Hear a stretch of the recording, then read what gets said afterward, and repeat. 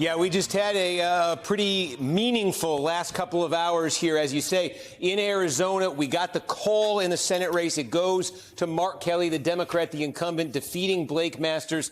The key to all of this was Maricopa County. It always is in Arizona. And if you've been following this drama all week, we were talking about there's a very particular type of ballot in Maricopa County we were all waiting on. And it was the ballots that were hand-delivered by voters to polling places on Election Day. There's a whole bunch of them in Maricopa County. There's almost 300,000 of them. Republicans had been pinning their hopes on that type of ballot. They were saying it's a very Republican-leaning voter who tends to do that, who takes their ballot in person to the poll places on Election Day.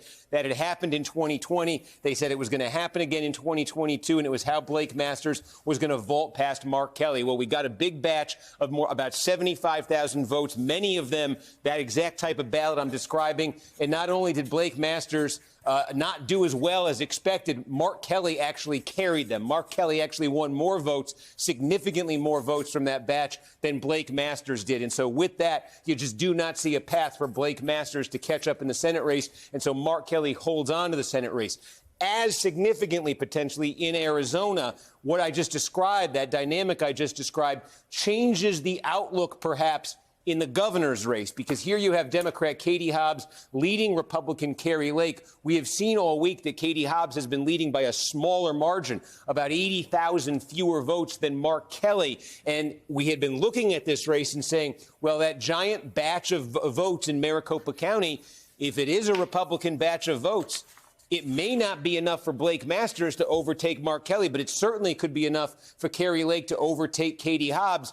With the numbers we saw from that batch of vote tonight, we saw Hobbs get more votes out of it than Kari Lake. So it raises the possibility that this giant batch of votes in Maricopa, the ones that were dropped off at polling places on Election Day, may not even be enough to lift Kari Lake past Katie Hobbs. This race is far from being called, but I think there was a lot of thought that this lead from Katie Hobbs may not hold. It still may not, but the possibility that it does is now very real as a result of what we saw come out of Maricopa County tonight. And in addition to that, the Secretary of State's race in Arizona was also called. Mark Fincham, the Republican candidate who had closely aligned himself with Donald Trump, with Donald Trump's claims about the 2020 election. We are now projecting will lose. He'll be defeated by Adrian Fontes, who wins that race for Secretary of State in Arizona. Now we go up to Nevada. With Arizona, Democrats move within one Senate seat of holding on to control of the Senate. Could it be Nevada that puts them over the top? Well, within the last hour, we got a batch of about 10,000 votes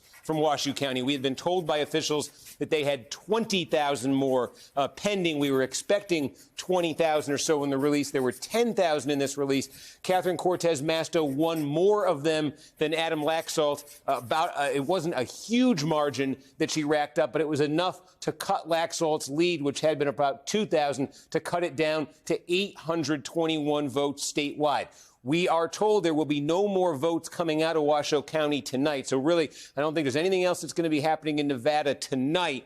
We do believe that there still are something on the order of 10,000 ballots left to come out of Washoe County. Some of them may be provisional. Some of them may be these ballots that need to be cured. That is, the voters had a signature issue. It needs to be corrected. It can take a few days. So it may be a while before you see all those 10,000 from Washoe, meaning that the next major development in this Nevada Senate race and in the race for control of the U.S. Senate, all eyes are now on Clark County, home of Las Vegas, home to 70% of the vote in the state of Nevada. And we know that tomorrow, 25,000 mail ballots are expected to be released from Clark County.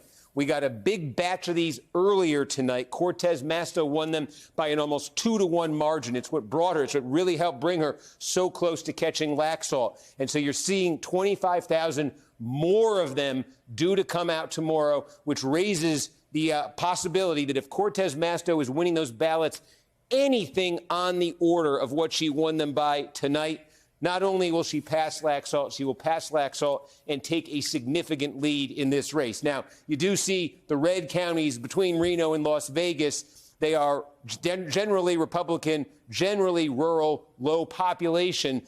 There are some votes still to come out of this area, but those votes, while we expect they would favor Laxalt, the number of them pale in comparison to what is still to come from Clark and potentially from Washoe as well. So really, control of the Senate tomorrow could, I stress could be determined tomorrow in Clark County, because if Cortez Masto can do well enough with these 25,000 votes that we're expecting to see out of there, it could put her into the lead. It could put her significantly into the lead. And if Cortez Masto ends up winning Nevada, on top of what we just saw in Arizona tonight, Democrats would win both of those seats, would have 50 Senate seats. With that, they would be guaranteed to continue their control of the chamber with Kamala Harris's tiebreaker vote. And then that Georgia runoff, which will still take place on December 6th, would only be to decide whether Democrats have 50 or 51 seats. But control, then, in that scenario, would not be an issue.